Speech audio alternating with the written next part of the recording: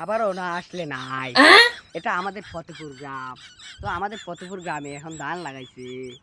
তো ধান বাড়িতে নিয়ে এটাকে এটাকে ভাঙাবে, মানে মেশিন এর মাধ্যমে ভাঙাবে। ভাঙানোর পর এটাকে ধান বানাবে। ধান বানানোর পর এটাকে শুকাবে। শুকানোর পর এটাতে চাল বানাবে। পরে এটাতে ভাত রেঁধে খেয়ে ফেলবো। আবার এটা যে খেল আছে, এটা যে মানে এই যে নিচের গুঁড়িগুলো হয়, ওইগুলা দিয়ে আইরে মানুষ শুকায় আইরকে পরে রান্না বান্না করে, বুঝছেন? তো আমাদের ফতেপুর গ্রামে এই ধান বেশি লাগায়। তো আমাদের ফতেপুর গ্রাম কিছু পারুক আর না পারুক মানুষকে বাস দিতে জানে, বুঝছেন? তো এটা হচ্ছে আমাদের ফতেপুর গ্রাম। সবাই আমাদের ফতেপুর গ্রামে আসবেন, আইসা এখান থেকে ধান নিয়ে যাবেন, বুঝছেন? আর বিশেষ করে একটা কথা, আমাদের ফতেপুর মানুষ কিছু পারুক আর না পারুক, আমাদের ফতেপুর মানুষ কিন্তু মানুষকে বাস দিতে জানে, এটা যাই না রাখেন।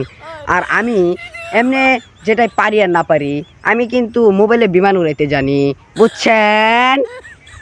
হ্যাঁ, বুঝছেন? আচ্ছা, বিমান উড়াবেন, আপনারা বেশি বেশি করে বিমান উড়াবেন। বিমান উড়াইলে বাড়িঘর সব বেচতে হবে, চিন্তার কোনো কারণ নেই, বুঝছেন?